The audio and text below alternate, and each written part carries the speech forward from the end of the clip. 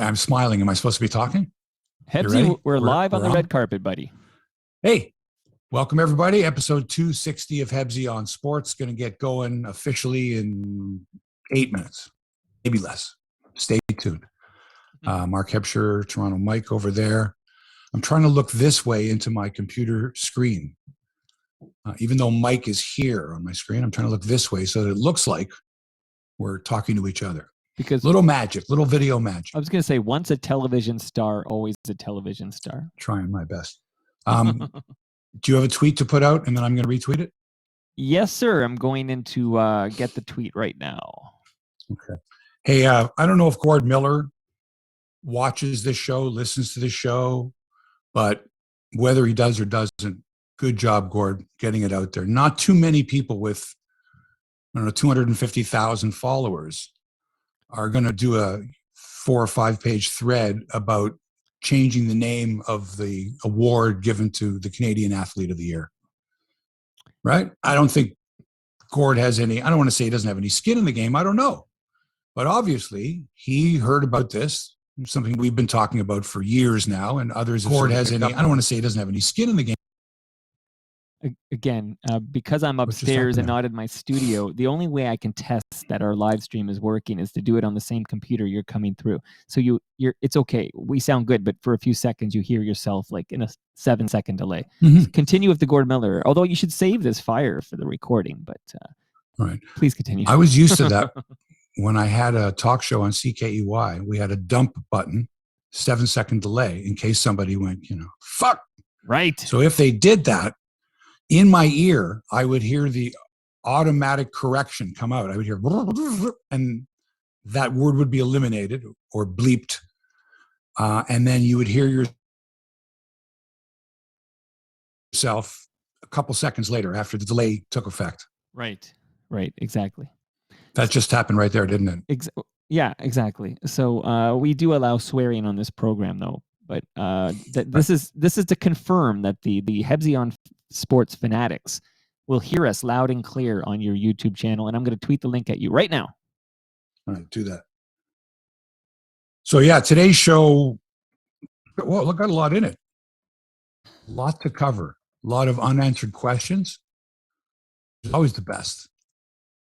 When you tie up the loose ends, all right, that's done with. That person's been convicted, or that score has been settled, or that suspension has been handed down, or that game's over. But when there's still these questions surrounding, certain issues, like the one coming up now, you had Damian Cox on your show and specifically asked him about that, and the fact that he is following up, to the best of my knowledge, anyway. Doing his research as he should do to determine as to whether this is a thing that needs to be addressed right now. I have a demo update. The name on the trophy. I have a demo update when we're recording the podcast, and when we get to this chat, I have a very, very up-to-date update, which is from the Department of Redundancy Department. But I have some news for you on that front. I'm very excited about it. I'm going to quote your tweet. Breaking demo news. Please join us. I'm actually telling you people what the tweet is. Okay? I don't know what else. What else did you say in something? I'm retweeting a tweet about my show. Right. You are retweeting a tweet about your own show, which is very meta, but very necessary. And the Lou Marsh story, I'm going to save my fire for the podcast because most people hear the podcast. But I have some kudos for you, and I did read something in the Canadian Jewish News yesterday, which I retweeted. And you subscribe to the Canadian Jewish News, don't you? They wouldn't let me. They said I didn't. No, that's not true. You got that all wrong. See, it's the other way around. Oh, we have to be the most inclusive people because we were excluded from just about everything. Well, a lot of my friends like yourself and Mark Weisblot and Ralph Ben-Mergy and even Michael Posner, who I just had on the show talking about Leonard Cohen, are featured on Canadian Jewish News. So I feel like I need to be all over that. I need to know what's going on. Yeah, it's good. It's good. And you're welcome anytime in any what you consider to be a Jewish-only stuff. There is no such thing as a Jews-only place. I kid. I understand because, you're the most inclusive. Think of the restrictions that were laid. Right. Across. Right. And I would suspect, I can't be sure, but I would suspect there are other cultures that had been excluded from, general society that open their doors to anyone. Come join us. Be part of us. We'd love to educate you. We'd love to have you as part of the fold. Right. It's not unlike when someone comes to Canada and you go, boy, can Vladdy play for Team Canada in baseball? Sure. Like, we want you to be part of us. Any little experience you might have had. Like Rick with Fox. Canada. Rick Fox was playing for Team Canada. Meghan Markle was a Canadian for however long she was here shooting the show Suits. Right. No, but I mean, we adopted sort of her. Toronto was like, oh, yeah, she lives in this neighborhood. We've seen her shopping. Hebsy, we adopted the vice president of the United States. Yes, exactly right. We, come to Canada. We love you. We ready to go here? You're the boss. I always naturally wait for a 9:20, but it is 9:18 if you want to rock and roll. Why is that, do you think? 9:20? Do you think people might just tune in right at 9:20 to catch the start of the show?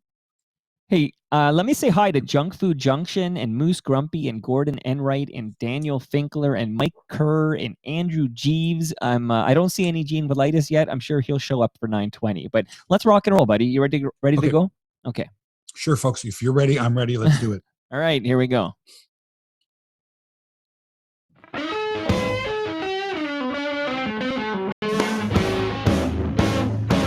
Live from Toronto, it's Hebsy on Sports, episode number 260.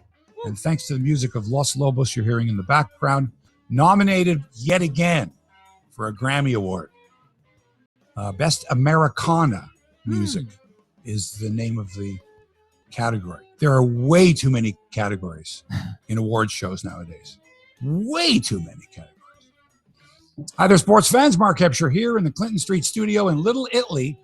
And over at Master Control in New Toronto, there's Toronto Mike. Today on the show, we're that much closer to having Lou Marsh's name removed from the Athlete of the Year trophy, and it's about time. The campaign got a big boost from TSN's Gord Miller, and now other high-profile people are cluing in and getting the word out. Very happy about that. 3 big NFL games yesterday on Thanksgiving, including the Buffalo Bills back atop the AFC East.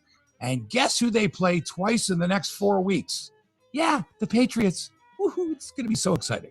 We'll talk about the rise of sports betting and how folks can make a bet on just about anything these days, legally.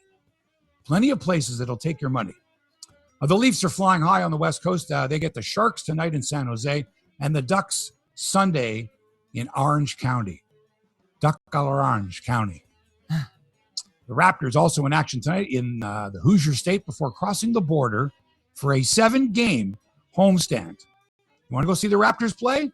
Plenty of chances in the next couple of weeks. The Baseball Hall of Fame nomination class of 2022 is out, and the Bluejays still chasing free agents after losing Steven Matz to the Cardinals. He said he was going to go home to the Mets, and then apparently his agent screwed the Mets, suckered them in, and the Mets are pissed. They're pissed at Steven Matz's agent. I got news for you. I'm not going to miss him at all. It's not like he was Zach Hyman to the Leafs. Can afford to lose this guy. We'll talk about some sports media. Would you, if I made a bet with you as to who I thought would be on the panel on any given intermission in a Sportsnet game, would you play this game with me? You got to name all 4 people who are going to be sitting on the panel that night in advance. That's tough. I mean, seriously. That's tough. That's a tough call.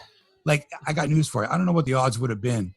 The Carolyn Cameron, Jennifer Botterill, Anthony Stewart, Elliot Friedman, superfecta.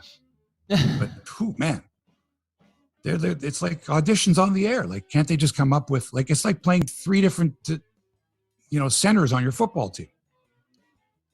Just have the same people. You do it like TSN. You like consistency. 4 people. Yeah. Right. Yeah. Yeah. It's like with anything else. People on a Friday morning expect the consistency of Mark Hebsher and Toronto Mike talking about Toronto-centric sports news. We can't just change that up. You can't get a different co-host next week. We need consistency. You can't bring in Gene Velitis next week, and I know that's the plan for sure. But, you can't just do that. Like shuffling the deck chairs on the Titanic. Oh, okay. I'm not sure I would have gone with that analogy, but no. The Athletic could be on its last legs as well. Get into all that. Let's reintroduce Toronto Mike from the mothership in New Toronto, right around Lakeshore and 8th. Like way down there. About as far south as you can get in the city. Right. South of Lakeshore. You keep going, but don't go into the lake. It's pretty cold right now. But Hebsy, how you doing? It's great to be with you again today. The second week in a row, I've been kicked out of my studio, and I'm in the dining room right now. So hello from my dining room. Hello. You just sound so much better than you did when you were in your living room. You know what? I think I misnamed it. I was always in the dining room, but the living room and the dining room are kind of connected. So I get confused where the hell I am in this mansion I live in. But this is definitely the dining room. What are you talking about, man? Your kitchen table is in your dining room. Right. Like there's no kitchen table because the kitchen's so small. There's no table. Right. So the table, your dining table, right, where your family dines. Correct. Is in the dining room. Correct. But where the family sits and watches TV, right. The front room is the living room. You got it, buddy. Exactly. Then there's the hall. There's a hall, yeah. There's the never mind. My so wife. Listen, you're so into biking. Yes, I'm into biking, but not nearly like you. But I started running again. Oh, good for you. And I stepped on the scale, which was a mistake, of course. But when you have to let your belt loop out one notch, right? It's not good. Right. So I think the pandemic took its toll on me. I know it did. I got on the scale, 210. Have not but been you're that a tall heavy man. in a long time. You're a very tall Doesn't man. matter. It does matter. I have an ego. I'm like, all right, I got to get back into shape. Before the pandemic, I was going to the Y 3-4 times a week. Right. And I haven't been back since because you have to make a reservation to go in there now. You can't just drop by. So I started running again. And I bought a great pair of shoes. And I love running in these shoes. It's almost like I just got to get into these shoes. Wow. What kind of shoes are these? In fact, I bought 2 pair. What are they? The same shoes. I learned this from Nick Kiprios. Yeah. Who's a runner. He said, it's always good to have 2 pair, the exact same. Just switch them up. Good for the tread. We need to know what kind of shoes these are that get you out there running. These are Sauconys. Sauconys. Okay. Good stuff. I'm not going to grab them and pull them up. But anyway, they're great. They're so comfortable that now, even when I go for a walk in them, I want to run. So I started running again. And I'm now running 40 minutes. Wow. 4 miles. So Torontonians might just see Hebsy run by them on Toronto streets because you're got this great route. Yeah. Okay. Yeah, it's good. Up Clinton, along Harvard to the end of Harvard, which is Ossington. Right. Up Ossington, past Bloor, all the way up to DuPont. Across DuPont, all the way to Bathurst. Down Bathurst, all the way to College, across College to Clinton, back up Clinton. That's a great route. A little over 4 miles. Great route, and you get to see a lot of the city on that route and be amongst the people. And congrats for you getting back on the running wagon there. Good for you, buddy. Yeah, and if you time it right, you run by stores or factories like the bakery. Like the food's coming out, so they're cooking the pizzas or Thai or curry. So I get all these wonderful smells if I go, late in the morning. People are making lunch. They're baking stuff. You got to go to Dundas and Sterling. That's where you get that Nestle chocolate factory. I know that when I'm biking that, I get that wave of chocolate. Yeah, I don't go that far west, but maybe I will. I'll change my route up eventually. But this one's a good one so far. And just, your 210 that's triggered this. Remember, 210 on a Hebsy man who's, I don't know what you are, 6'3" or 6'4". You'll tell me. But that's not the same as a 210 on a Toronto Mike who's 5'9". Like it's a very different distribution. I don't want to be above 200. Right. It's the Mendoza line. You want to be exactly. Below the Mendoza line. It's the Hebsy line. You're over 200, you're fat. You're under 200, you're not fat. I'm just anticipating the message on the live YouTube stream of Gene Velitis telling us he thought this was a sports podcast. That's inevitable here. Stay in your lane, right? Right. So I guess you want to know what happened with this job offer or whatever this thing. Yeah, well, yes. 2 hours after we finished the podcast last Friday, my phone rings and it's the person. Okay. Apologetic, said I would get back, didn't get back. Wow. Here's the deal. So this person lays this very interesting offer out. Would you be interested? My answer, yeah, if the money was right, the hours were right, if the situation was right, I would be interested. Great. That's all I wanted to know. Give me a couple of weeks. This will be great. Okay. That's where we're at now. Okay. That's exciting. Like, it is. This was an offer that you didn't refuse. I don't know if you couldn't refuse, but you didn't refuse from this unknown person who's a person in power in the Canadian sports media world. Is that fair to say? Correct. This is very exciting. Keep us posted. It sounds like you're being sent to Capital City. This is like when the Dancing Homer was recruited to be the Capital City mascot. It's an inside Simpsons joke for the Simpsons reference for the Simpsons fans. But this is a big deal, and I'm excited to hear the details. Yeah. I'm not losing any sleep. It could be wonderful. My only thing is, will it have an effect on this show? Right? When you're on mainstream media, can you still maintain your position in, the podcast world? Now you have my attention. Now you have my attention. No, I don't know, Mark.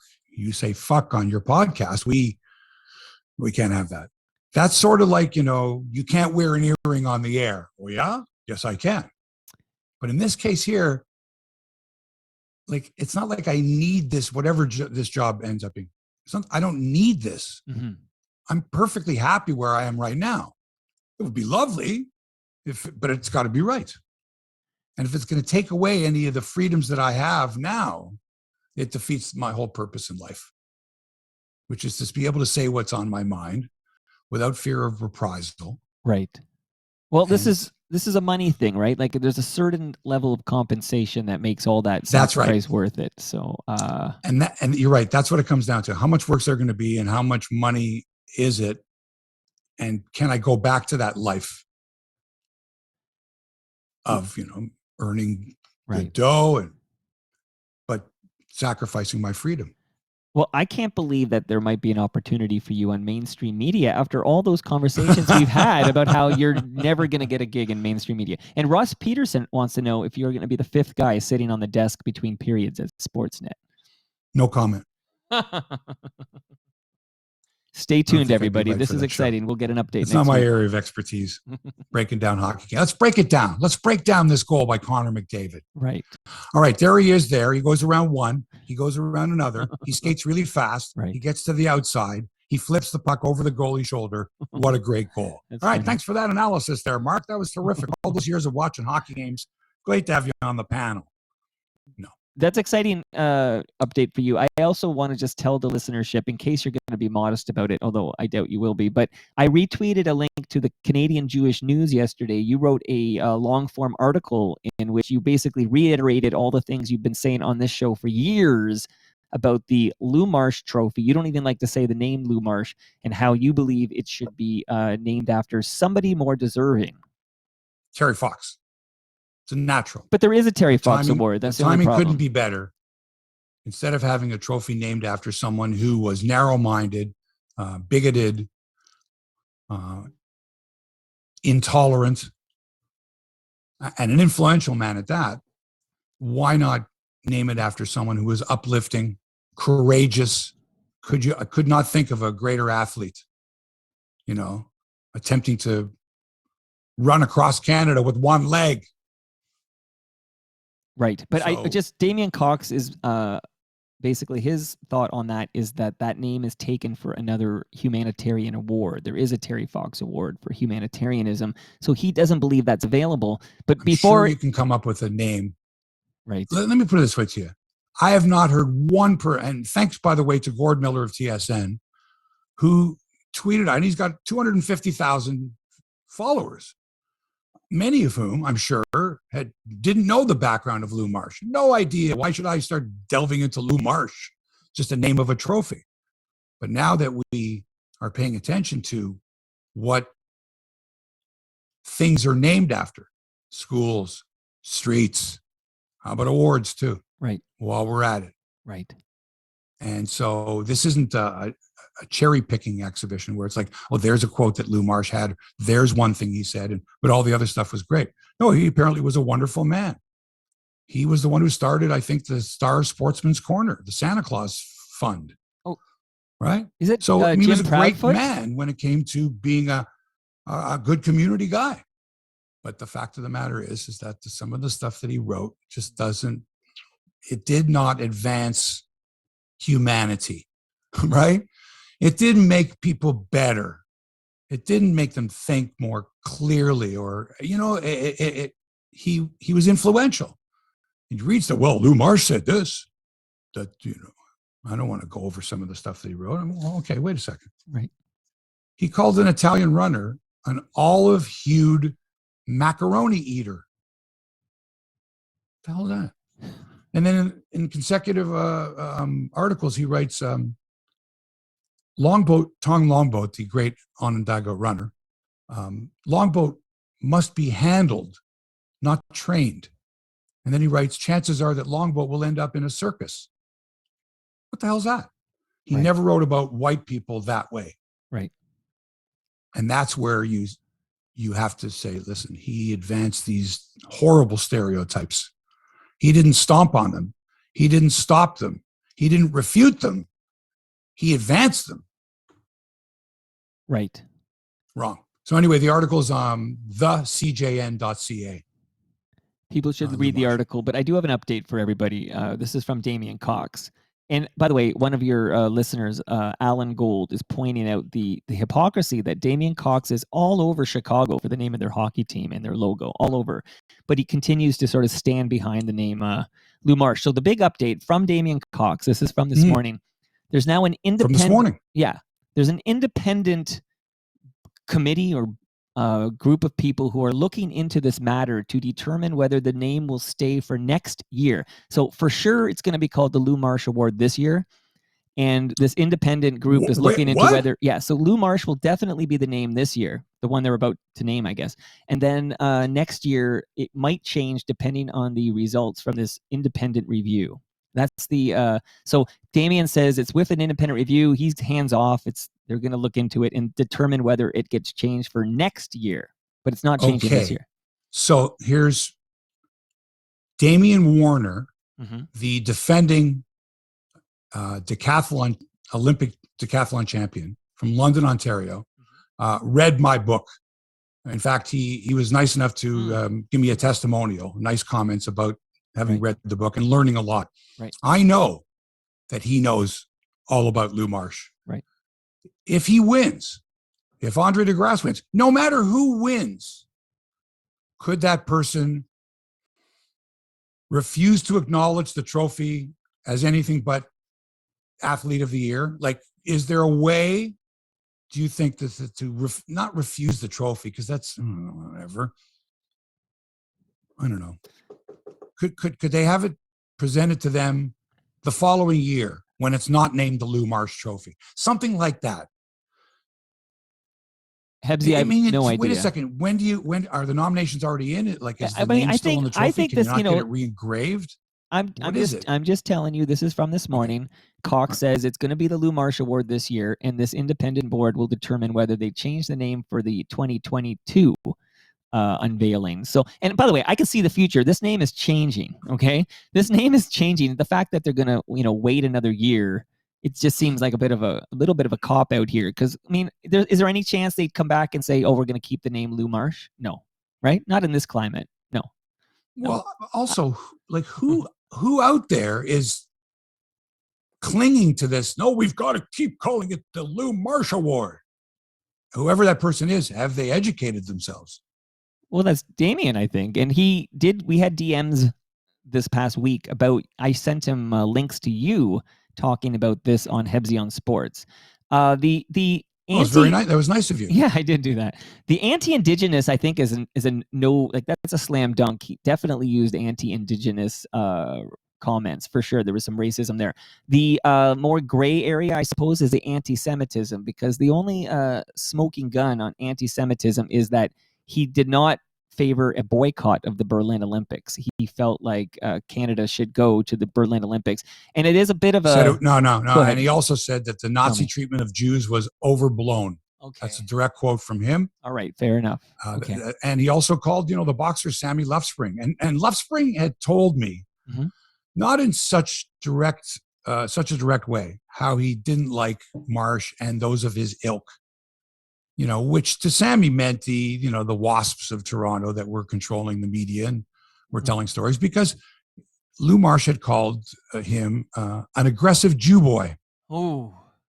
Okay. And again, that's a direct quote. You right. can And find this is that in your article, the cjn.ca, and right. find that. But today. the other thing is, again, I wasn't on a witch hunt. When I first read about Lou Marsh, right, or actually heard about him from my grandfather, so I knew a little bit about him, but before the internet came along and before I became really interested, right, nobody knew anything about the guy. No. Because he'd been dead since 1936. But when I started putting a few pieces together, I said, I think we need to delve a little deeper into this guy. And is he the name that we want to have on a trophy like this? The same way in the United States, the Sullivan Award, which is given out to the greatest amateur athlete of the year, is named after this guy, James E. Sullivan, who was a real prick. He ran the AAU. He was a racist. He was anti-Semite. He was against women. He wouldn't let women compete in the Olympic Games or register for the AAU, like a real asshole. But there's no lobby for him to, have his name taken off. And people who win the Sullivan Award, for the most part, don't go, well, who was this guy? Right. Anyway. I mean, it's like everybody who went to Ryerson University for, years and years, or right before that when it was a Polytechnical Institute back in my day. Then, this is Ryerson. You don't actually stop down and look into the history of the individual it's named after, which is why I like Gene's suggestion before we move on. He says, just call it the Canadian Athlete of the Year Award. Like, don't name. Well, that's what it's called in the Canadian press. There's two different awards in Canada every year. Right. There's the award that the Toronto Star gives out. Right. And then there's the Canadian Press Athlete, female and male athlete, which are called the Lionel Conacher Award and the Bobby Rosenfeld Award. Gotcha. Where was I reading that one organization is now going to give out one medal only or one championship only, for male and female? Well, that's what the Toronto Stars are doing. Of the year and the female of the year. It's one only. Gotcha. Do you like that idea? In sports? But that's what they do for the Lou Marsh Award. I know I know, I'll give it, right. That's what that is. It's not by gender. It's just your athlete. It could be Penny, or it could be any gender, or non-binary. It could be anybody. Right. Always. Right. I think it's going to be Damian Warner, Andre DeGrasse. The team of the year will be the women's soccer team for sure. Gold medalists. Agreed. I don't know the rest. Okay. Happy Thanksgiving. Happy Black Friday. To our American friends, we're jealous. I am anyway. Tell me 4 why. days of eating, shopping, debauchery, football. Come on, that's for me. Instead of a random day in October, I got to go to work the next day anyway. But Hebsy, you probably had 4 days of gluttony and football, and why not just do both? I remember trying to travel one day from Bloomington, Minnesota, the North Stars Leafs game, to Boston on, I think it was the day of Thanksgiving, the day after Black Friday, whatever. It was horrible. It was the worst traveling experience ever. I'll never, ever travel in the United States on any of those 4 days. Planes, trains, and automobiles. Yeah, you got it. Okay, so a trio of NFL games yesterday, which is nice too. It's what is it in Canada? It's Thursday. Flip on the TV. Oh, hey, football all day. Love it. So the Chicago Bears, favored by 2.5 over the Detroit Lions, win the game on a last-second field goal, but they don't cover the point spread of 2.5. They win 16-14. So the Lions win. You see? If you bet the Lions, you're a winner. You're going, yeah, they won. They won the bet. And you win the game. They're 0-10-1 this year, the Lions. All my friends from Western Ontario, all the Lions fans I know, I'm sorry, again. But they beat the point spread. We'll talk about that in a second. Right. The next game, an absolute thriller, as the Dallas Cowboys, America's team, in front of over 93,000 fans, came back to tie the Las Vegas Raiders 30-30 late in the fourth, but the Raiders got a 29-yard field goal from Daniel Carlson in overtime, giving them a 33-30 win. But Dallas was a 7-point favorite. If you bet the Raiders, not only did you cover, but you won the game outright. Good for you if you bet the Raiders. And the final game of the day The up and down Buffalo Bills absolutely throttle the Saints of New Orleans. 31-6 the final as the Bills easily covered the 7-point spread. Josh Allen, 23 for 28, 4 touchdown passes. Bills are now 7-4, tied with New England atop the AFC East. And guess who's coming to Buffalo for a big game a week from Monday night? The Pats. That's right. The New England Patriots and the Buffalo Bills in Buffalo on a Monday night in December. Ooh. Wow. And then 2 weeks later, on Boxing Day, or 3 weeks later, they meet in Massachusetts. Massachusetts. Well, how do you pronounce it? Massachusetts. Not two How shits. do you say it? Massachusetts. You're asking me how to pronounce a word. Hebsy, you're asking me how to pronounce a word that no one's ever done that before. Massachusetts. That's because my dad always said Massachusetts. And, once that gets in your head. Right. It is whenever it came up. Right. Like I would say, hey, Boston. He'd go, you mean in Massachusetts? Massachusetts. I think there's a chew in there. I choose you. Think of the Bee Gees. One of their great hits. Before they got to the falsettos. That was pre-falsetto. You know what? Still one of my favorite bands. Sure. I don't care. Hit after hit after hit after hit. Oh, I know. No argument for me. But it is once he discovered he had that falsetto, all the songs kind of leaned on that. Pre-falsetto, you had songs like that. Right? True. Yeah. Okay, you may have noticed lately that every single game, any sport, the point spread is part of the introduction. It's part of the banner, whatever. You look at the game, you look at the matchup, the point spread is there. And that's because there's never been a better time to become a gambler than right now. If you had no interest at all in sports, and someone says, come on, we're going to sit in front of the TV for a couple of hours or watch a stream, and we're going to make a bet on the game. Legally, we're going to make a bet. Maybe we're going to bet 3 games together in a parlay. Maybe we're going to bet whether the quarterback throws a touchdown pass in the first quarter or not. Maybe we're going to bet on how many points are scored in total, or who was the first guy to fumble, or whether Justin Bieber shows up at the game or not. You can make a bet on anything these days. Have you noticed all the commercials on TV? Oh, yeah. Everywhere. Sports betting. They reached out to me, Bodog. Hebsy, can you do some videos for it? Pick a Sunday night football game of the week. Okay, I can do that. These people are just itching to come and just bring us on over to the website. Come on over here and make a bet. Look at what we got. You want to make a live bet while the game is going on? We'll give you odds. Seriously, the other night, Pittsburgh was like 1,100 to 1 or something to win late in the game. Okay, they ended up losing, but there was someone out there that probably went, that's a pretty good odds. And it was 110 to 1, I think it was. Right. You can do that. You can make a bet on Korean baseball at 4:00 in the morning. And a lot of people I know that could not have cared less about sports, never had interest in sports. Wild horses couldn't drag them to a game, to sit in front of the TV to follow a game. But now, if you say, hey, you got a little action, right? You could win some money. Well, Hebsy, this has always been the case, my friend. March Madness, for example, my wife never watches NCAA basketball, whereas I always liked it ever since I fell in love with the Fab Five there back in the day. But, you get her in a pool and she's all over every game, and it's like you watch it together and she's rooting for her picks in the grid or whatever. Yeah. It adds a greater interest to the game. Now, if you're already a diehard fan of that team, or you love sports for the purity of it, which I do, don't get me wrong. Right. It's not going to make as much of a difference. But if you're on the fence sometimes, and sometimes a little action, I say to you, Mike, I like the Jets in this game. I'll give you 7 points. You go, okay, we're on for $10. But instead of betting each other, one of us has to lose, one wins, one starts making fun of the other guy. Nice pick, the Jets, way to go. Instead, we bet independently. We bet with, Proline or Bodog or DraftKings or whatever. We make our bet there. And then together we watch the game, and it's not as personal. Whereas before this, you'd have to make a bet with your bookie. Now, for those who don't know, and I grew up with these types of people, when I say bookmakers, it was not legal to accept bets from someone in order to make money.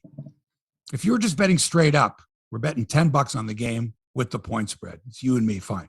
But if I'm doing this for a living, I'm taking what's known as the VIG, which is the 10% commission on any losing bet. In other words, if you bet $100 with me and you lose, you owe me $110, right? If you win, I owe you $100. Right. You understand? Yep, totally. So I grew up with that. Actual bookmakers. These were guys that had pads and pads of paper with the bets on them. And they were flash paper because if the cops busted in, there was a raid, they just light them on fire and they go up in smoke like that. Wow. And there was no evidence of the bets and therefore no evidence to prove that they were running an illegal bookmaking operation. Wow. So I know all about this. I'll tell you about a friend of mine. I was 9 years old. We're over at his father's house. We're over at his house watching a football game on a Sunday afternoon. You know, it's late in the afternoon and his father is sitting watching the game, not saying much. And the team, I forget, I don't even remember what team, last play of the game, misses a field goal. And the father took off his shoe and fired it at the television and smashed the TV. I was 9 years old. Wow. I just remember going, it was a football game, not knowing that he had a lot of money on the game, money that he didn't have. You know, found out later on in life that, you know, he had a gambling problem. Anyway. You know, so that's what I know. That's your know, and I also know that, the world of horse racing. You know, back, you know, that was the legal sports gambling back in the day, right? At the horses. Parimutuel betting, yes, at a racetrack that was the government took their share. Government took their share, and now the government's doing it again. They realize how much money is involved, and instead of that betting money going elsewhere, offshore, whatever, keep it here. Ontario Lottery Corporation, no, spend your money here. That's why single game betting was the key. Instead of having to bet a 3-game parlay on Proline, you could bet 1 game. Right. You like the Leafs? Make a bet on the Leafs. And that's what we're into right now. And that's why every game now there's interest from people I never would have thought would have spent 2 minutes in front of a TV watching a game or checking the scores. Sure. Now they are. Maybe it's their suicide pool. Maybe it's their office pool. Maybe it's because it's Thanksgiving and everybody else is eating turkey and watching football. For it's sure. Big, man. It's huge. Well, how long until we have a new sponsor of the program, a sports betting company? Maybe they're listening right now. I don't know. And Gene Velitis wants last to know. Week, I'll give you Bodog. Last week for Bodog, they said, well, you got to make your Sunday night pick. So the Steelers are playing the Chargers. Right. The Steelers are 6-point underdogs. They don't know if Roethlisberger's going to play or not, but still, I'm like, Chargers aren't that great. So I said, take the Steelers and 6 points, which means the Steelers could lose, as long as it's not by more than 6 points. Right. Or they could win the game outright. So I like that. So I'm watching the game and they're getting their asses kicked. The Chargers are they're killing them 24-6 or something like that. I turned the game off. About an hour later, I turned the game back on. The Steelers are driving for the go-ahead touchdown with a couple minutes to go. Wow. They've come all the way back, and now they take the lead. And I'm going, this is great. Anyway, they end up losing the game by 4. And my girlfriend's like, it's too bad about the Steelers. I said, no, they won the bet. Right. She was, no, but they lost. I said, no, but they won the bet. They only lost by 4 points. Right. They beat the spread. The spread was 6. I was getting 6 points. Oh, man. Oh. Oh, man. What's the odds on you taking that mainstream media gig? Give us a current betting line. So there's no betting line because there's no offer. I have nothing to gauge it against. How much money is it? Right. What are the hours like? Right. What are my commitments? And is there a way to negotiate something else? Or is this a firm, sure, money and hours offer? Getting way too far ahead. I'm dying to know what this is about, by the way. But KM, hey, it could be an executive position. They said, look, we need you to run this. Okay, these kids don't know what they're fucking doing. We need you. I have no idea. I honestly don't know. Like a guidance counselor. Hey, KM remembers the early days of when Proline first let you bet on international soccer. They had that instance where the betting would close at 12 p.m. local time, but the games actually were over before then. So some savvy people could find out the scores from Italy or whatever, and then that didn't last long. No, it didn't last long. I think it was one weekend. That's like or past something. posting. Right. Actually, I'll give you a great story. When I worked for CKFH, yes, the race results from Woodbine and Greenwood would come in via a coupler. That's a phone line, right, that directly would go into this tape recorder, which would tape the announcement on the phone. And so Daryl Wells, the race caller, would call the race. As soon as the race was over, they would rewind the tape, and then they would play it back on the coupler, so that back at the studio at CKFH, it would come in while the disc jockey was on the air, while they were in commercial. It would come in, the recording would come in. right. And basically it was, him calling the stretch drive of the race, right? You'd hear the stretch drive, and down the stretch, and the winner is Resolute Bay, wins by 4 lengths. And then he would say, Resolute Bay, the winner, paid $27.30, $5.80, $3.60 to win. Place horse was so-and-so, the show horse was so-and-so. The time of the race was 47 seconds. This is Daryl Wells from Woodbine. Back with next race on CKFH. And he knocked those off after every race. So this guy who knew my uncle, my late uncle, who was a gambler, I get a call one day. I had met him once or twice. I'm trying to think what his name was. I got it. His name was Chocolate Milk. Woo. That was the name he went by. Nice. Chocolate Milk and Bananas.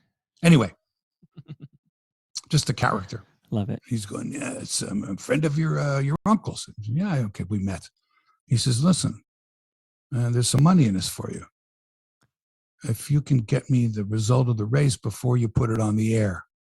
Because what happened was they didn't run that little break of the horse racing announcement until after the song was over or after the commercial cluster was over. Whenever the next break came, right, they would just roll it right in.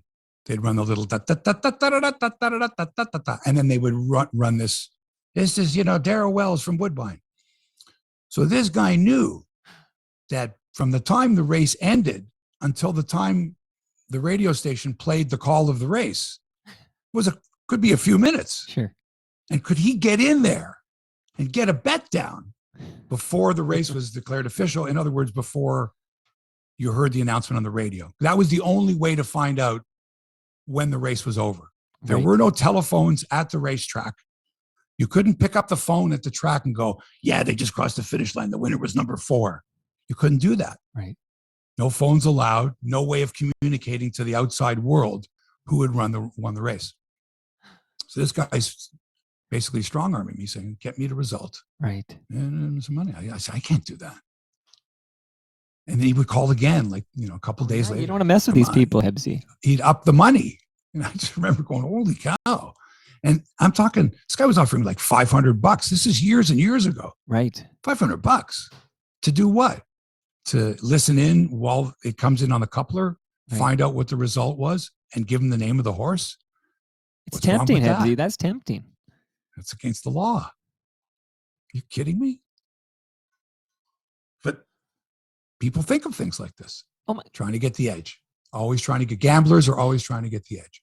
Okay. A suggestion. On Netflix is a series called Bad Sport.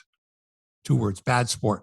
Episode 1 deals with point shaving at Arizona State University, their basketball program. Phenomenal story.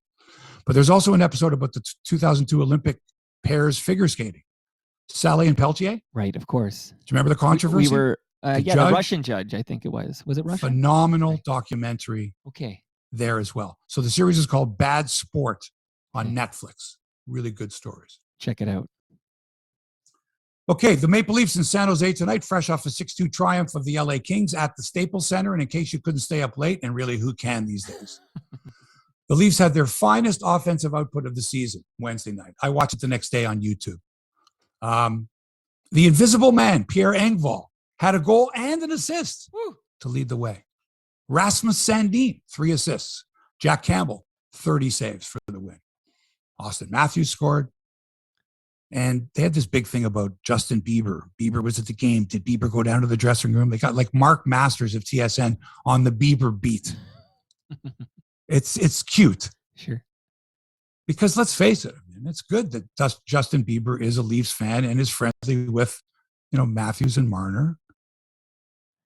Bieber is to the Leafs as Drake is to the Raptors, maybe. All right. I'll take that. Who has more money, Bieber or Drake, do you think? It's close. They're both very wealthy. So? I think it's close. They both a lot of streams and a lot of. I think maybe Drake is a bit more, but they're both doing quite well. They're two of the top 5 guys in the world. Do you think the two of them together could buy a team? Oh, I don't know. That's real money. You're talking $1 billion. I don't know how many streams. What about MLSE? What if they just bought MLSE and Drake looked after the Raptors and Biebs looked after the Leafs? Who would be our Blue Jay guy? Who would be our representative for the Blue Geddy Jays? Lee. Who would be the biggest, the Donald Sutherland, the Geddy Lee. Geddy Lee. Okay. Right. Yeah, I don't know. Would you rank Geddy Lee up there with Justin Bieber? Well, it's different. It's hard because in this new streaming era, there's obviously no comparison, but Geddy would sell out, he did well too, right? Global phenomenon. All 3 of these people we're talking about, by the way, are not Canadian or North American stars. They're global stars. Like they're as big on them in Germany as they are here. So all of them. Who's our top female star worldwide? Well, it used to be Celine Dion. Like Celine Dion would be the big one. Got?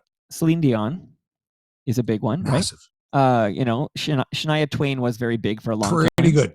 Alanis Morissette was a big deal for a while. Avril Lavigne? Lesser Sarah so. McLachlan? No, like she's a big deal too in terms of, but not like those other 3 we talked about. I think Celine Dion might be number 1, is my feeling. I'd say. Global sensation. Vegas would.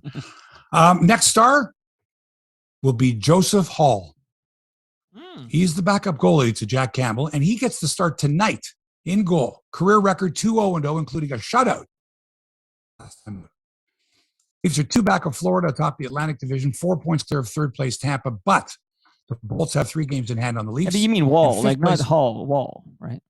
What did I say? Hall. Wall, shit. I get him and Justin Hall mixed up. Sorry, Joseph, thank you. Joseph Wall, W-O-L-L.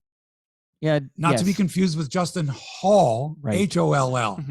I always think of him like remember or how Taylor Hall, H-A-L-L, or Glenn Hall, G-L-E-N-N, right? H-A-L-L, Hall, pronounced Hall. Because they used to call band Hole by Courtney Love's Hole, but they used to call Melissa Oftemar on bass. Right, great Canadian. Come on. Yeah, for sure. And she was in Smash. Right, she's fantastic. Joseph Wall's American. Joseph Wall's American, though, isn't he? Joseph Wall's American. I think so. I forget it. Yeah, he's from Missouri, I think. Yeah, he's from. Really quickly here, is the China Wall was the nickname of Johnny Bauer, right? So I always think of Wall, like there's a natural kind of goaltender nickname in there with Wall. Joseph Wall. Right. Got it. Good. Where was I here? Oh, yeah. So the Leafs, other teams have a lot of games in hand on the Leafs. Boston's in 5th place. They got 5 games in hand on the Leafs. That's a lot, man. Early in the season. They had some COVID issues. Yeah, they did. They lost one of the games against Ottawa pretty much. I know there might have been another one. What did I read? The Islanders have 7 games, 7 players in COVID protocols. Wow. As if things aren't bad enough for them. Anyway, so the Leafs have San Jose tonight, get a travel day tomorrow. Then Jack Campbell will be in net Sunday in Anaheim against the not-so-mighty Ducks. Then it's a couple days off before the Leafs host Colorado Wednesday. Then they hit the road for back-to-back games in Minnesota and Winnipeg next weekend. Weird. It's like a Saturday in Minnesota, a Sunday in Winnipeg. After coming home for 1 game. That's a farkukta schedule right there. By the way, we were watching the hockey panel on Sportsnet the other night. There's no chemistry between Caroline Cameron, Jennifer Botterill, Anthony Stewart, and Elliot Friedman. None. And because hockey has 2 intermissions, twice they're on. And pregame and postgame, it's not working for me. I'm sorry. First of all, Elliot Friedman should have his own segment. It should be him and one anchor or one other person and back and forth, like 31 thoughts. Like he's just so well informed and he's such a good communicator. But I feel as if him on a panel, it's like he's got to wait his turn, and then he gets 30 or 45 seconds to make his point. Right. Then it's on to someone else. It's on to someone else. Boy, girl, boy, girl, boy, girl, boy, girl. So I never know. Is Ron McLean hosting? Is David Amber hosting? Is Jeff Merrick hosting? Is Caroline Cameron hosting? Is Botterill on? Is Cassie Campbell on? Is Kelly Rudy on? Kevin Biex on? Who's what? So many different crews, so many different people interchanged. And quite frankly, I watch the Leaf games. I'd like to see the same announcers on the Leaf games. Is that asking too much?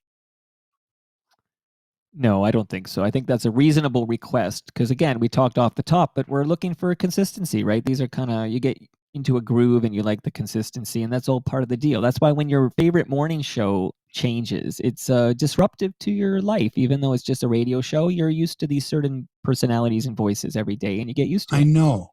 But now we have to start looking at our calendars and our clocks saying, wait a minute, is it springtime? Oh, they're not talking hockey. Oh, is it Thursday night? That means Caroline is the host on the hockey games, or is that Tuesday nights? Right. It's just so many things to think about. And it shouldn't be that way. You should be able to tune in, watch your team, and be familiar with the people who are presenting the broadcast. That's all I'm saying. Well said. The Raptors, who every game on TV is Matt Devlin. Every game. Half the games are Jack Armstrong, and half the games are that other guy who can't speak English. Sounds like he's got marbles in his mouth. Cannot understand him. I turn the sound up on the TV. I turn it down. Is there too much bass in the speaker? And so I you can't miss Leo. Understand what the other guy is saying. You're Leo back. Yeah. You're missing Leo. Okay. He'll be happy to hear hear that. that. That's what it is. You didn't know how good you had it with Leo until he's not part of the broadcast. You're 100% right. So we got the Indiana Pacers tonight. Both teams struggling to get their heads above water. Raps are 9-10. Pacers 8-12 this year. That's good for 12th and 13th in the conference, but that doesn't mean shit because this field is so tightly bunched. Listen to this. The Nets are in first place, 14-5. Best team in the league. But after that, the Heat and Bulls are 12-7. The Wizards are 11-7. The Hornets 12-8. The Bucks 11-8. The Knicks 10-8. The Sixers, Hawks, and Celtics are 10-9. Like it's anybody's conference. It's wide open. Maybe for Brooklyn. Brooklyn does have the class of the field. But come on. All the reps have to do is get a little winning streak together. Oh, and by the way, after tonight, 7 consecutive home games. You want to go see your team play? 7 games in a row, my friends, at the Scotiabank Arena, starting this Sunday against the Boston Celtics. And after that, it's Memphis, Milwaukee, Washington, Oklahoma City, the Knicks, and the Sacramento Kings. Time to make some hay. Time to make some hay. Going back to the hockey real quick, because a bunch of people chimed in on your YouTube channel, which, by the way, podcast listeners, we're live every Friday at 9:20 on Hebsy's YouTube channel. A lot of people saying they've tuned out of the hockey, the Sportsnet intermissions. And I got to say, I'm the same way. I watch the game, and at intermission, I do something else. Usually I'll do something on the computer or whatever, or I'll do anything. I haven't watched an intermission in a very long time. You know what it's become? Social justice hour. It's become less about hockey and more about, I don't know, what's going on, issues surrounding the sport and how can we improve the sport, as opposed to just, I don't know, enjoying it for what it is and having some fun with it. It's just too serious sometimes. But can I say something? This is going to go against brand, but this is legit real, is that even up until very close to the very end, even though I thought he was ridiculous and a dinosaur, I still tuned into Coach's Corner. Isn't that interesting? Like I used to be sure to be back to watch what Don and Ron would say. And it's very interesting to me that captured my attention and that I was curious to watch it live. And since Dawn left, I think that's when I basically found the intermissions boring and haven't been back. And I never watched the second intermission, even as a younger man. I always was just first because I would watch Dawn and Ron. For some reason, that pulled me in, and that's long gone now. Well, that was the sizzle. Yeah. And that's how you sell a broadcast. Again, it was 2 intermissions, no other sport. Which is why I'm so excited to hear that you're going to be you're going to be the new intermission on Sportsnet hockey. I can't wait till we can make that announcement because you're sandpaper. I did intermissions for many years on Global, and this was the formula. If you had the money, you would produce a feature that would run in two features. One would run in each intermission. And eventually it was down to one feature, which would run, I don't know, in the second intermission. Right. And Tyler, 4 or 5 minutes, 6 minutes long.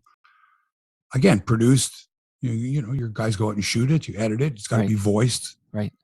And then eventually they just said on Global, they said, let's just do a longer interview. Let's just do a between periods interview. Right. So the deal was this: the home team always in the first intermission. The producer would arrange it ahead of time with the PR department of the team. Right. We'd like to have Doug Gilmour in the first intermission. Okay. And the visiting team was the Ranger. We'd like to have Brian Leach in the second intermission. Okay. Rarely would a coach say no. Right. Sometimes, though, if the team had a bad period, the guy was a no-show. Right. Or he was late. Right. Because the coach was chewing out the team. Right. So we always had to wonder about that. And then you would do so you'd go to commercial as soon as the teams went off the ice. You know, Joe Bowen, Harry Neal, whatever would go, you know, we'll be back with our first intermission. It's good, Harry Neal. So they'd go for a commercial break, which is usually a pretty long one. Because you know, a lot of viewers, you got to get those sponsors in. You've got to get the beer and the cars and whatever they were doing. So I'm going to say 3, maybe 4 minutes. Also gives you time to get ready in the studio, for the player to come off the ice, have a little blow. Right. And I don't mean cocaine. Right. And, you know, get a towel around him, get the sweat off, sit down in the chair, framed up, ready for the intermission, for the interview. Now they come back, okay, and your graphic over a wide shot. After the first period, Toronto Maple Leafs 1, New York Rangers nothing. Hi, everybody. Mark Hebsy back in the studio here. Joining me, Doug Gilmour. So what'd you think of the first period? Like, what do you got? What are you asking the guy?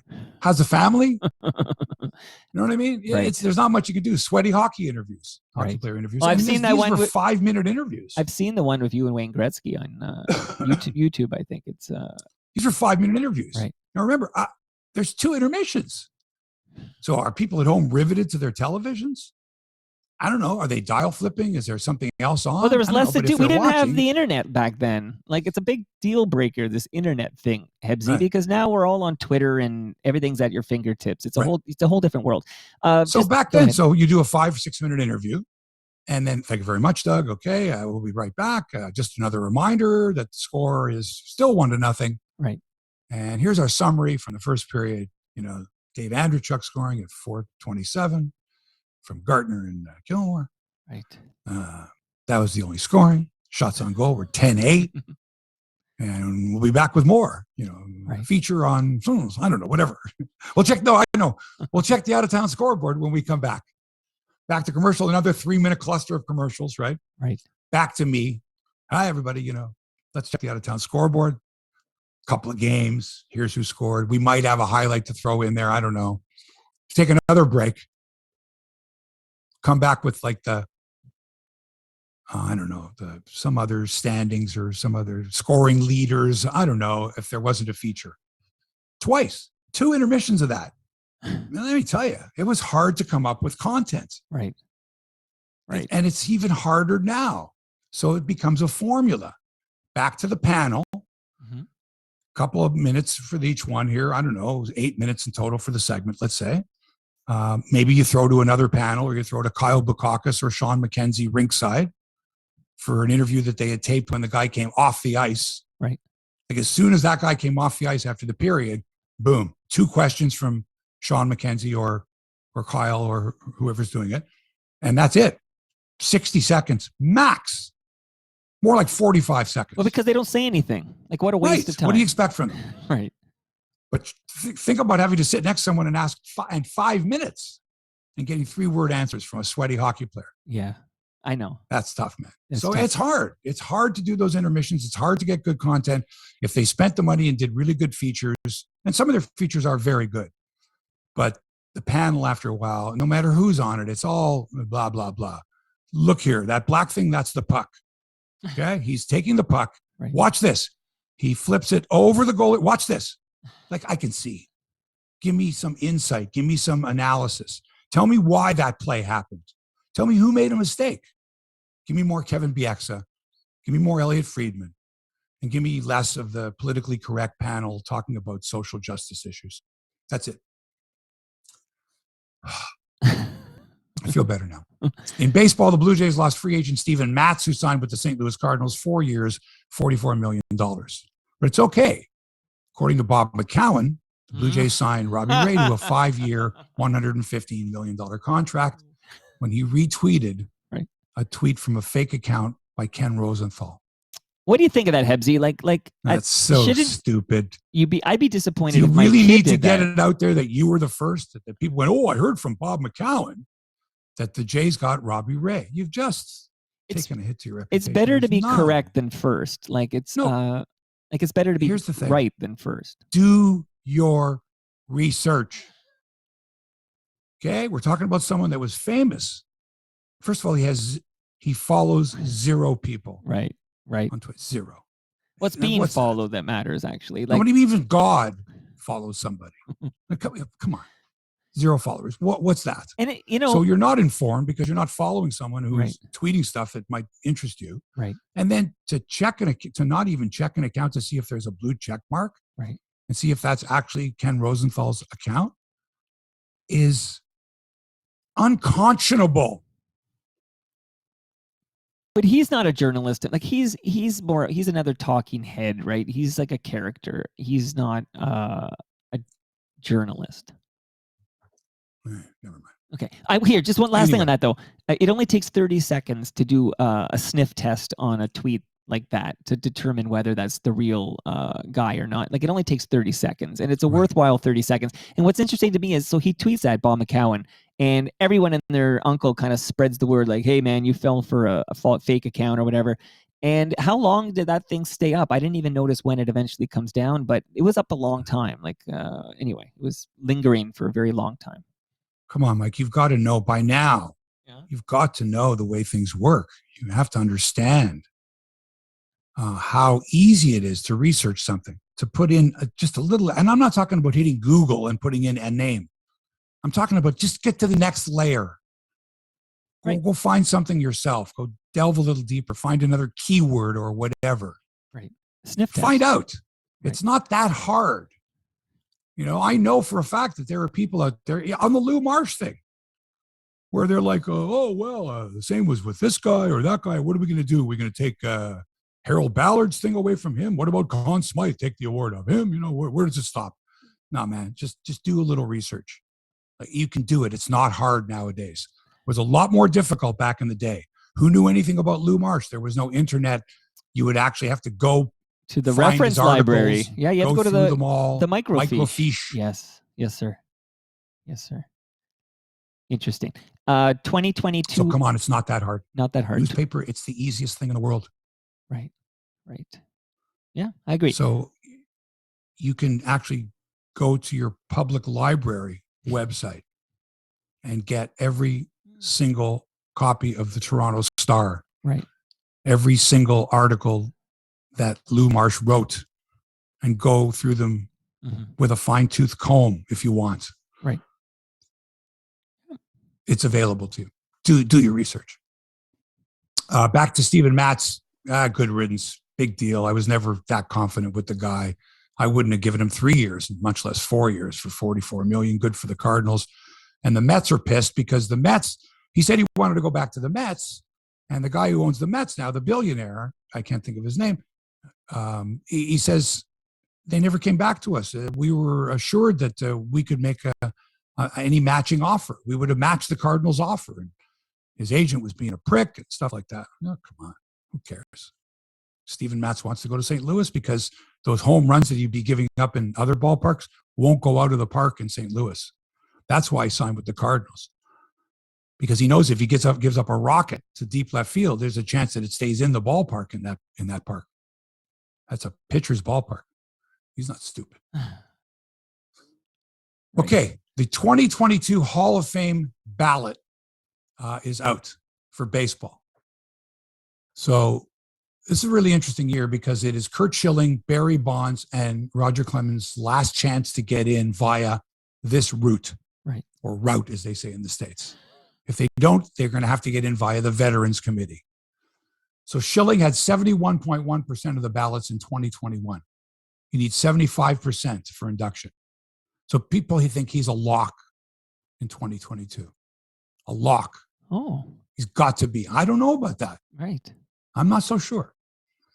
Barry Bonds got 61.8 and Roger Clemens got 61.6%. It's their final year. Doubt very seriously they're going to get in. Scott Rowland got 52.9% of the vote. It's only his 5th year of eligibility. He might be the guy to get in. Scott Rowland. Did you consider him a Hall of Famer? Fabulous fielder. Yeah. I never thought of him as a Hall of Famer. Darn good hitter. Yeah. Omar Vizquel, also in his 5th year of eligibility, 49.1% of the vote last year. About the same chance as Rowland, I guess. Billy Wagner, 46.4%, 7th year of eligibility. I don't think so. Todd Helton, 44.9%, 4th year. I don't know, maybe. Had that one fabulous season where he hit like 370 something. Gary Sheffield, 8th year, 40.6% of the votes. Probably not. Andrew Jones, 33.9%. Jeff Kent, 32.4%. Manny Ramirez, drug issues there. Yeah, big time. 28.2%. Sammy Sosa, 17%. His final year of eligibility. He ain't getting in. No. Andy Pettit, 13.7%, his 4th year. Also an issue with drugs there. Human growth hormone. And Mark Burley, who people think will get in, 11% of the vote, but it's only his 2nd year of eligibility. He's not getting in. Yeah, that's a long road. That's a long way to go from 11. But a lot of other people would have to drop out of the contention. So this year, first-time ballot. Yeah. Carl Crawford, Prince Fielder, Ryan Howard, Tim Lincecum, Justin Morneau. Hey. Canadian. Joe Nathan, David Ortiz. Hey. Jonathan Papelbon, Jake Peavy, AJ Brzezinski, Jimmy Rollins, A-Rod. Wow. Mark Teixeira. Wow. The Baseball Writers Association of America class will be inducted into the Hall of Fame on July 24th, 2022. The class will be joined by any inductees from the early era and or golden era committees. And again, those are voted on by separate committees, players that are no longer eligible, but can get in via a different route. Okay, The Athletic. We've talked about this publication before and how when they started, they were poaching all these newspaper guys, some of them who had jobs or were about to take a package or were about to get eliminated from their positions at major newspapers. And they scooped some big names, the Ken Rosenthals. And I remember they went and got Armin Katayan from CBS, from 60 Minutes, CBS News, to do documentaries. They spent a lot of money on this. Well, guess what? You can now get The Athletic for $12 a year. I saw that. $12. But only if you're not already subscribed, because I hear people like Ben Gerstein complaining that because they're already subscribed, they don't get the $12 a year deal. New subscribers only. Right. Now, to me, this devalues your product. $60 a year or $40 a year or $36 a year. You're not taking them into consideration. You're telling them that your product that was worth that much back then is only worth this much now. I don't like that at all. It's a good deal, though, if you consider that it's about $200 a year for the Globe and Mail, right, and about $150 a year for the Toronto Star for their full digital and weekend delivery. Like you get the newspaper on the weekends, and then you get the digital copy all the time during the week. Let's face it, some people spend $12 at Starbucks in the morning, right? Yep. Right. So it's great. But again, what are you getting for it? And since they're in trouble, they've only got 1.2 million subscribers. They're looking for new ways to make money, because the way the sports landscape is now is not the way it was when they started this. The gambling websites alone are offering all kinds of information, and they're putting ads in their content rather than asking for subscriptions. So this $12 a year for your subscription, well, that's not going to make you that much. But if you can insert ads in as well, right, there's another stream of revenue, which you desperately need. You need 4 to 5 million subscribers. Right. The Athletics raised nearly $140 million from a range of investors, but word has it that they only have enough cash to cover their needs for the next 8 months. So they had me for a few years at full price. Then they started offering massive discounts. Now they're down to $12 a year. I was paying $60 a year. I inquired, could I get the new rate? I'm told no. Right. I could have let my subscription lapse, then get the new rate for $12, but I think they've devalued their product. I'm not going to pay the $12, especially since the coverage that I want, they're not providing. Ever since they let John Lott and Andrew Stoughton go, their baseball coverage, their Bluejays coverage, that's what I want. I don't care so much about their national baseball coverage. It is great. They've got great writers, but I'm interested in Bluejays. That's why I'm paying for this subscription service. And even if I do have it, I don't want to see ads. The reason I pay for a subscription is so I don't have to see ads. Isn't that right, Mike? That's the way it should be. Yeah. It's like they're double dipping. Like either serve me the ads or charge me the subscription, but not both. Yeah. Like for years, CBC has been able to get away with getting public funding and still selling ads. Wow. What a concept. You think if HBO tried that people would stand for it? Fuck no. Well, no I pay ads. for the subscription, no commercials. That's the deal.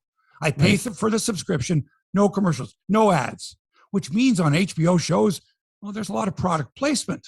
Different. Because they can't sell ads. Right. So they got to find other streams of revenue. Right. Why can't we do that? Like, can you imagine? No, man. Yeah. You know, they're talking about putting ads. And first of all, their podcasts are shit. The Athletics podcasts are shitty because they don't have real broadcasters. They got writers who think they're broadcasters, or people think they're interesting to listen to. And they're not, no offense. But some of these people that I hear podcasts, it's not jealousy, believe me. Right. They're not interesting to listen to. You've got to sound interesting. I hope I'm not boring you. Bluejays coverage, I pay for Andrew Stoughton's Bat Flip newsletter. I pay for it. I used to subscribe to The Athletic, but they're not giving me what I want in coverage. So I got to go somewhere else. I'm happy to pay it if it's good material. So $12 a year, good for you. Go The Athletic as long as you're getting what you want. I'm happy for you, but just the idea that they're considering selling ads and charging you, it's only $12 a year. Tell you what, give us $12 a year. It's $1 a month. Okay? That's point whatever cents per day. Let us put some ads in. We'll wet our whistle. We'll double dip. No. Your product is worth less now. It is. You need more subscribers, or you need to make more money. How are you going to do it? And continue to serve your subscribers with good content. Doesn't look like you can do it to me. Okay, not much happening in the world of golf this weekend. And in tennis, Canada got bounced by Sweden in the opening round of the Davis Cup. They won all 3 matches as Steven Diaz and Vasek Pospisil lost their singles matches. Then Pospisil and Braden Schnurr lost in doubles. No Chapo, no Felix, no chance in this competition. Makes it very difficult for us to advance out of Group B. What else, man? I think that's it, baby. I think we're done. Hebsy, that's a lot. And I want to just give you kudos, though, because you're the first guy I ever heard talking about whether the Lou Marsh Award should have that moniker. You're the first guy when you did that years ago on this very program. And suddenly, when Gord Miller discovers it and others, it's a hot topic. But again, once again, you're ahead of the curve, buddy. Good for you. Yeah, my friend Simon Dingley also direct messaged me. He said, I had no idea, did not know this about Lou Marsh.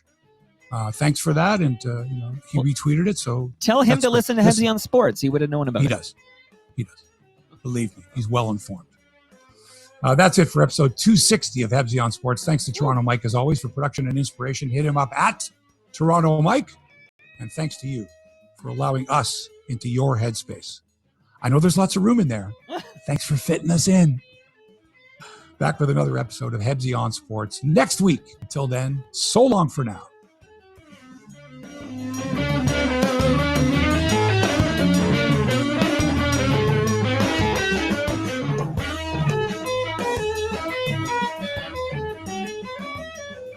This podcast has been produced by TMDS and accelerated by Roam Phone. Roam Phone brings you the most reliable virtual phone service to run your business. and protect your home number from unwanted calls. Visit roamphone.ca to get started. Awesome. Hey, do you know Dave Charles? Sure do. I was the one who gave you his name. Oh, yeah. You know what? It was me. I forgot because I had a tour. Doug Thompson took me on a tour of Element FM like 3 years ago. Right. And turned out Dave was a big Toronto Mike fan. And then you're the one, yes, you're the one who sparked this visit. He's going to be here in like 20 minutes. He's a Toronto Mike fan because I told him about it years ago. Oh, fuck. See? Yeah. I should know He was who the I'm one who talking started to. Q107. Yeah. So, okay, well, Great we're going to guy. shout you out early in this Big episode. sports fan. Okay, good. We can talk about Hebsy on sports. All right. I do got me to a turn off the favor. live stream. Let me turn off the live stream before you say anything exciting. Thank you, everybody. Thank you, everybody. Before you say anything controversial. No. Yeah. Post that thing for me, and then what I'll do is I'll go in after you've posted